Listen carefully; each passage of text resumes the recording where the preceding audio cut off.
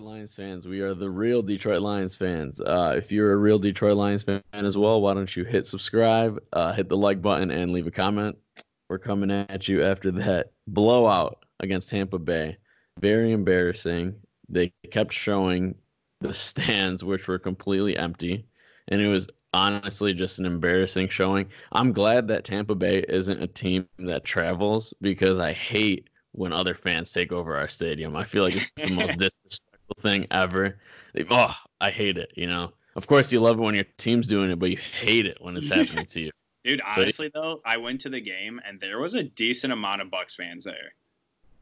Yeah, but they don't like the Cowboys game. Yeah. Was like Cowboys because they travel. Tampa Bay, they hardly fill their own stadium. You know what I mean? No, for sure. But I'm just saying, like, for it being a game where both teams are knocked out of the playoffs, there was a decent amount of Bucks fans. Like, it wasn't like any of the other type games, but like, I don't know, I saw a decent amount. Yeah, but, you know, we saw the fans with like sell the team signs and like same old Lion signs, and it's just it hurts, you know, it hurts. But I mean, like, it's not undeserved at points, but I mean, honestly, today we could talk about the positives because we talked about the negatives enough. You know, we all know where we are. Stafford's out.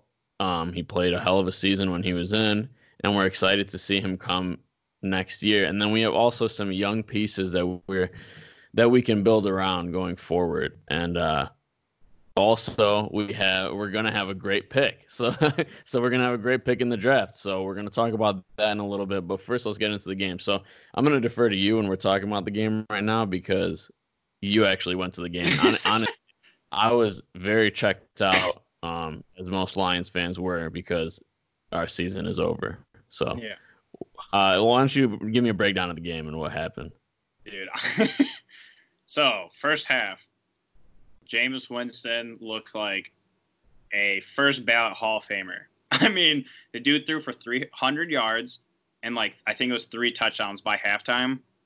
And it was just like the same route over and over again. Some wide receiver goes crossing across the middle. By the time he gets to the other end, he's 30 yards downfield. Our cornerback's not quick enough to keep up with it. No safety help. Touchdown. Happened 3 times. I mean, dude, he had literally 300 yards and 3 touchdowns by half. Like, the dude could have easily threw for like 700 yards, you know, and like 7 touchdowns against us. Having his way. No Mike Evans. Chris Godwin got hurt, I think, in like the 3rd quarter. You know, their run game is decent. We still have Slay. We still have Coleman. We have Melvin. And, like, we should not get obliterated like that against backups.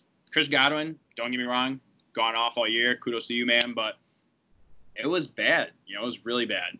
Our offense didn't do anything in the first half. You know, we couldn't run the ball. Our running backs, like, I think by the end of the first quarter, we had negative yards. All, like, offensive yards total, we were in the negative. So, like, nothing was clicking, dude. The only thing I really saw was, like, at least in the first half, was that our wide receivers are trying. Our wide receivers were hauling ass, trying to get open and whatever, but the Bucks have a decent defense. Second half, dude, fucking start making adjustments. You know, things are going. Our run game is picking up a little bit. Blau is making some passes. Amendola made a pass. He chucked the ball literally into the stadium. I was so hyped. I was like, I wish I was over there. Dude, that would have been super hyped to catch a ball, dude, you know? So, you know, some of our players are still fired up, which is great to see, even though, like, you know, our season's over. Trying to get, like, the fans hyped, trying to get the players hyped. We ended up scoring 2 touchdowns. It's a 1-touchdown game in the second half. And then it just went downhill, you know, like interception for a touchdown. And then it was, you know, we ended up losing by 21 points. It was a 7-point game, I think, in the 4th quarter or the end of the 3rd quarter. And we ended up losing by 21.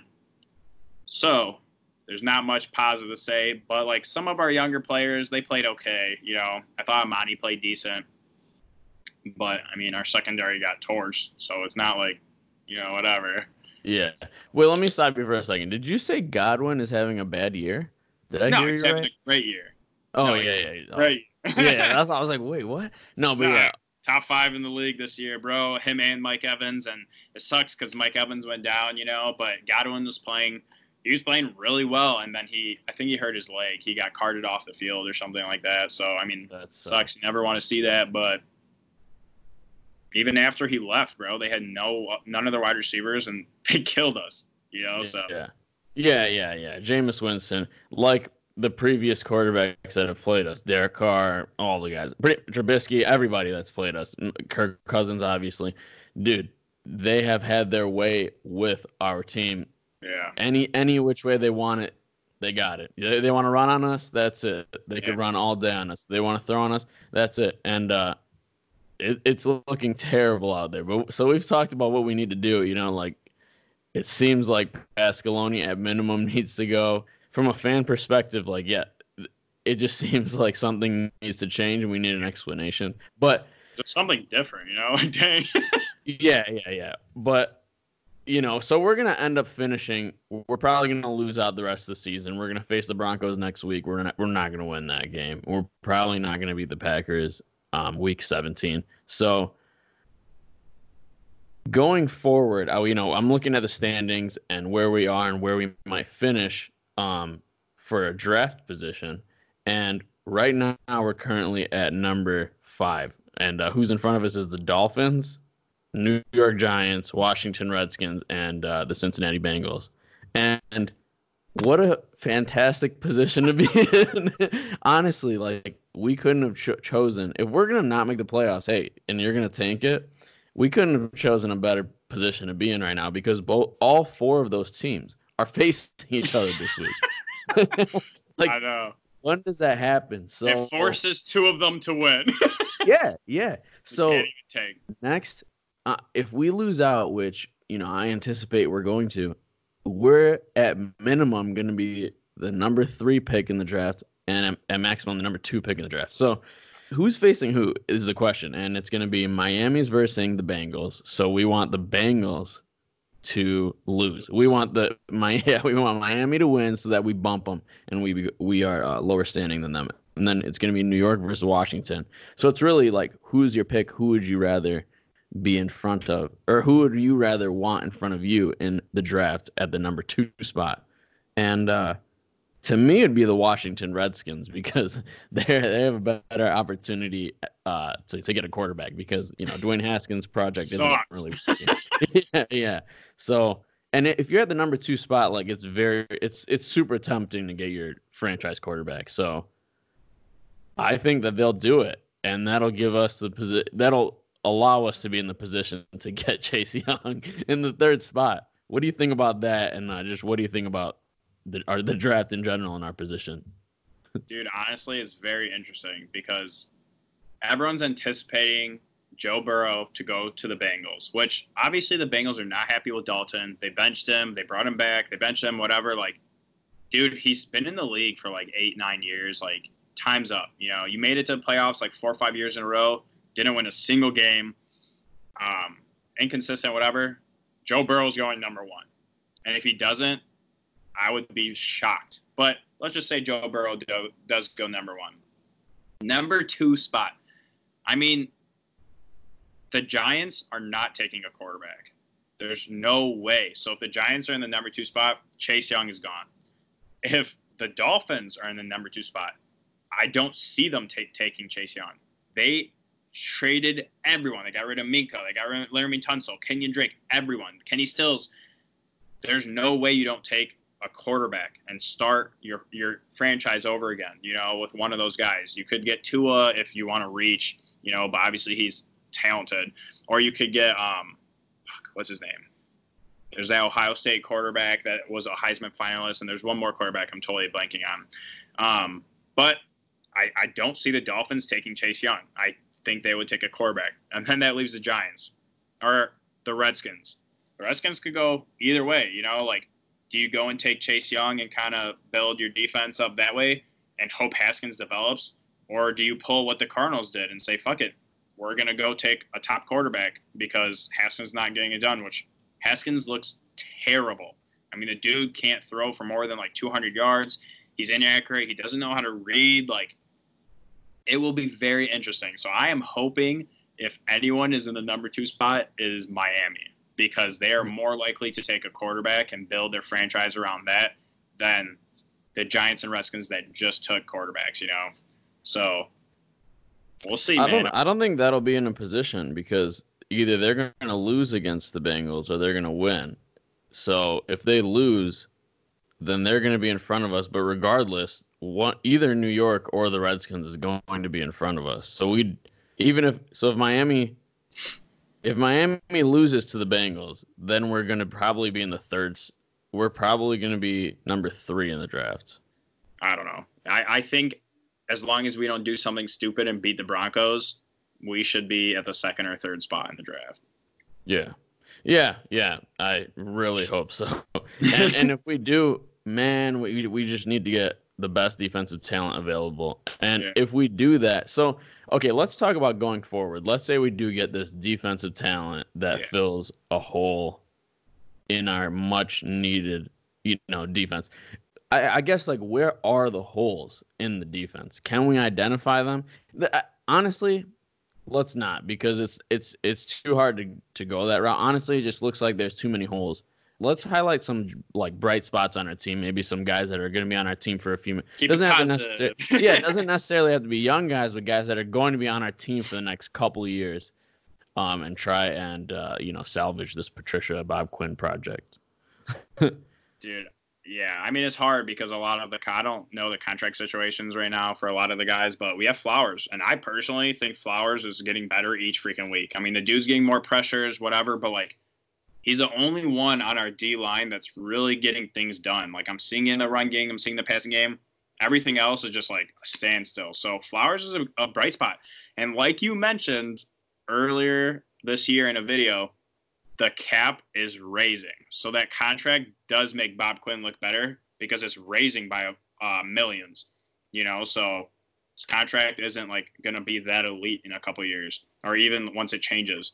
So what really matters is the CBA is going to expire, the collective bargaining agreement between the Players Association. Yeah, once that expires, we might see much larger contracts in the NFL, and that's where since Trey Flowers' contract is so backloaded, we might see that's an actually very affordable contract in that time. But yeah.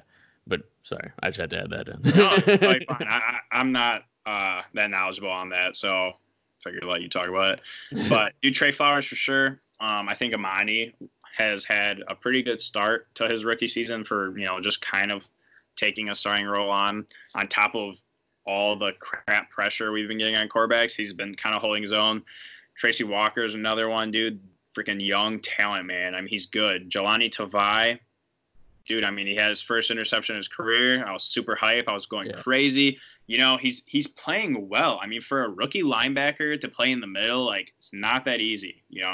We had Gerard Davis go down. We had Ashawn Robinson go down. We had Deshaun Hand go down. We had we traded Diggs. We had so many injuries, and it's not easy to play linebacker when your front line is banged up. Mike Daniels went down too, so it's like, I mean, kudos to him, dude. He stepped in, and he's playing phenomenal. Besides that, I don't know for the future because Darius Slay could end up leaving. Justin Coleman, we have him, but he's been off and on. He started off crazy hot to start the season. He's sucked since then. Rashawn Melvin's gone, so there's not many players on our defense that have multi-year contracts left. And it'll be interesting, It'll be interesting to see if we do shop Darius Slay or, what we do. As far as the offense goes, we have Stafford for, 2 years? I think it's 1 or 2. I think it's 3, but I think we get an out after this year or something. I got to look it up again, but, it's something like that. Okay, so let's just say it's 2. You call in the middle, whatever. Obviously, that's a bright spot. Best quarterback the franchise ever seen. We have Kenny Galladay, dude. Freaking love Kenny Galladay. Oh, yeah. Dude, Bo Scarborough. I'm really excited to see what Bo can do with Stafford at quarterback, with all these guys in, I think Marvin Jones was on his last year's contract, so that's kind of shitty. I really liked his development. And Marvin Hall, I think we could easily re-sign him. The dude made huge plays all year long. And, I mean, besides that, we got some young talent on the O-line, Graham Glasgow, Frank Ragnow. Yeah, and we obviously have Hawkinson, which I think Hawkinson, after the first year, he'll be able to soak up in, be able to read where he should be when he's running his routes, just drop in the zone, sit there, let Stafford throw the ball type stuff, whatever. And that's pretty much it for the bright spots. But I also want to add something. Taylor Decker's contract is up. We have a 5th-year option because he was a first-round pick. And what do you think about that, man? Like, would you pick up Jared Davis as well. Is Jared Davis as well. So that's two big questions right there. But yeah, I honestly don't know, man. I don't know, because it's like we're kind of stuck because it's a terrible, because are we gonna go full tank, full rebuild, and like a multi-year rebuild? Then it's like, all right, you don't get them.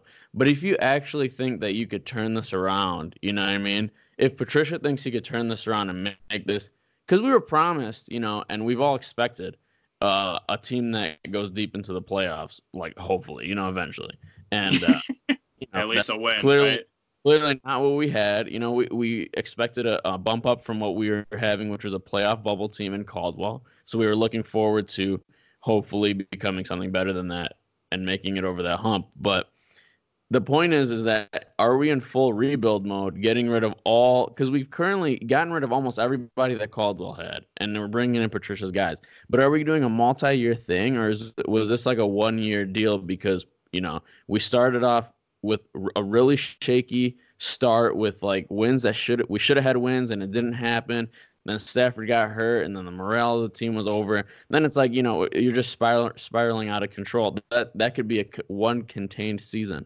And if Patricia thinks he could turn this around and make this a respectable team going forward and like maybe a playoff bound team, then we kind of have to take the 5th-year options on those guys. Because if we don't, then you have a glaring hole at middle linebacker and at what is it, left tackle, right tackle? Yeah.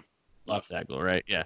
Dude, so like those positions aren't easy to come by. Like, who are you about to get that's a middle linebacker in this league that shows as much potential as Jared Davis physically has? He's been hurt. He's been improving every year on the like mental aspect of the game and just how he's going at the game at a mental level. But and his physical attributes are unquestioned. Everybody knows he's a beast. But then like Taylor Decker, he's been good, but then he had an injury and now he came back and he's looking not that great, but he's had an on and off season, but the team is sucked in general. So then what? They're really hard questions. I'm not saying I have the answer, but I think if you are sending a message that we need to win, then you have to resign them because they're going to be glaring holes that you won't be able to fill otherwise. Yeah, it's either that. Yeah, no, totally. It's either that or they need to. I could go a couple of different routes. They resign them, cool. We have them, whatever. Or we, like you said, we could rebuild. So what do you do in that situation? You shop them. Taylor Decker was a first-round pick. He showed flashes. There's a team that maybe will take a 2nd-round pick for him. Davis. Wait, so you're saying to sign their 5th-year option? No. I'm saying like it could be. I mean, yeah, you could. That's the only way to trade them. Otherwise, yeah. So I don't know, man, because you don't see that a lot in the league. Like, you don't see that a lot because they're both questionable players. But I mean, they have a lot of talent. They have a lot of physical abilities, which is big because a lot of coaches see that and they're like, I could use that. I can coach that into a player that could be a beast because Davis is super quick. There's not many linebackers that are as quick as Davis, And Decker, like, he's had phenomenal games this year, but he's also had crazy bad ones. Like, he literally was Pro Football Focus's top left tackle of the week like 4 times this year. And I'm talking about in the whole league, you know what I'm saying? Like, so there's possibilities. So, I mean, anyways, it's either that or they just get rid of them and they fucking draft the position over. Or they try and find one in free agency that they like better for their scheme or something. So, I mean, if I were to choose, I would get rid of Davis because, I mean, enough is enough, dude. He's gotten burned on so many plays. It's ridiculous. His pass coverage is some of the worst pass coverage I've ever seen from a linebacker. I mean, the dude can guard the run great. He can rush the passer really well. Anything behind him, it's game over, you know. So I don't know. I'm not the biggest fan of him. I wouldn't mind putting him on DN like we've talked about before because he's quick as shit. He has a Von Miller type, you know, build, whatever. He can get around, whatever, bull rush. I'd be fine with that. But as far as middle linebacker goes, there's no way he can play middle linebacker. And Taylor Decker, I wouldn't mind re-signing him because he's had flashes. His rookie year, he played well. His injury, really bad, you know, sophomore year. And then he's been inconsistent. So he can, you know, hone in on all that, whatever, and play as well as he did the last, like, 5-6 weeks. Then I'm fine with it, you know, and it's his last year. I mean, it's a make or break year, and then that dictates his contract, you know. Like, when it comes to money, like, you want to perform. And if you know you're on your last year, usually players perform very well, you know. So that's my take. I mean, I would re-sign Decker, but unless we're moving Davis to edge or something, which I'm surprised they didn't try and do that, since we can't get any pressure, I don't want Davis playing linebacker. Wow. That's big. Yeah, I don't know. I'm still not 100% like done with Davis. I think that maybe the move to outside linebacker would be a better move for him. You know, you don't have to worry about being the quarterback of the defense like they call it, you know. And honestly, Tavai did a pretty good job when he was doing it, and we looked like a competent defense back then, and it seems like so long ago. But yeah, like maybe that move is the move to do. But I just think that in general our defense has been so bad that, like, man, like all like you can call you could call out things on every player. Like, does Slay automatically suck now? Because, like, does everybody suck? I don't know, you know. And then yeah, so like I don't know. I think you not resign them. You 5th year option them, give them that other chance. Wait, I'm confused though. I think Taylor Decker actually. I think this was his 5th year option.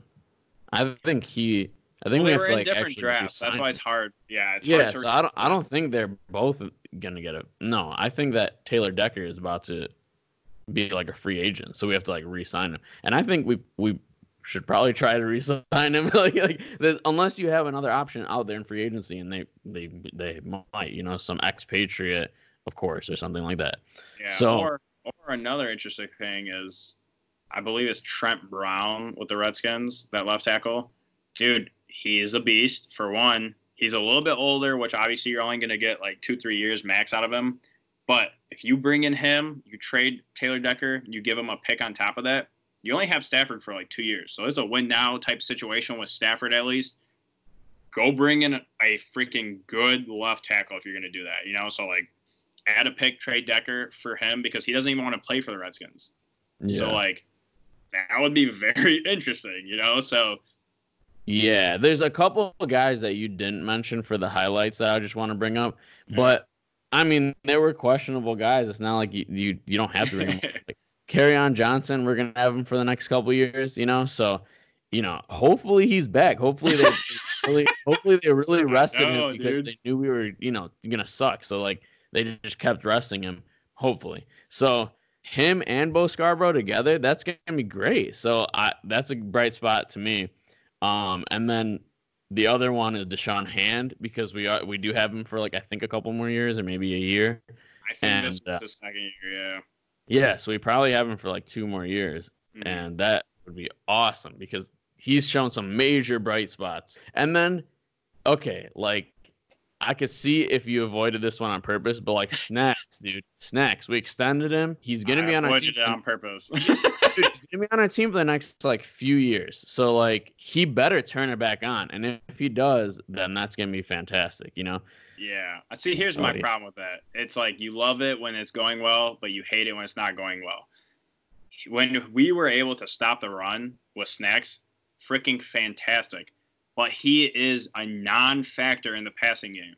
So, like, what do you do there? You know what I'm saying? When most teams pass against us, they get so far ahead, then they start running, and then it's irrelevant at that point, you know? So it's like, unless he's stopping the run and we're a top 10 run defense, I'm not, like, I don't really care if he's on the team, you know what I'm saying? Like, it's why we brought him in, so he can stop the run, and we got obliterated on the ground, and we're getting obliterated in the air. So, like, that's why. But I think what you said is key, though. Like, I think teams can throw all over us. The quarterbacks are throwing everywhere on us, and it opens up the run because then you're trying to, like, do other things, like watch out for other stuff, and, like, the coach is telling you contain the quarterback, try and get after the quarterback, and then now they start running. You know what I mean? So it's like it's hard. It's hard to even gauge whether like his drop off of talent actually took that much of a dip, or is it like he dropped off in talent a little bit because he's getting older, but it's also because the Lions sucked it all in general. But the point is, he's going to be on our team for the next few years. So hopefully we get that Snacks. And hopefully when the rest of the defense is clicking, Snacks can play his role well. How he plays it and really ball like he usually does. But, yeah. But that's all we have for you guys. Thank you for listening, and thank you for sticking with the Lions all this time. Thank you for not making signs that say sell the team. Hopefully. and same old Lions. Yeah. Don't do that. We support our team through the thick and thin. That's why we're Lions fans. That's why we're so loyal. So yeah. We're real Detroit Lions fans. Hit subscribe, hit the like button, leave a comment. Let us know what you think. Who do you want to win in these next couple weeks so that we have the best possible draft position? Who do you want us to draft? Do you want us to take a quarterback and disagree with us? Or do you want us to get Chase Young? And also let us know who you think are the bright spots of the team and if you disagree with any of the bright spots that we named. All right.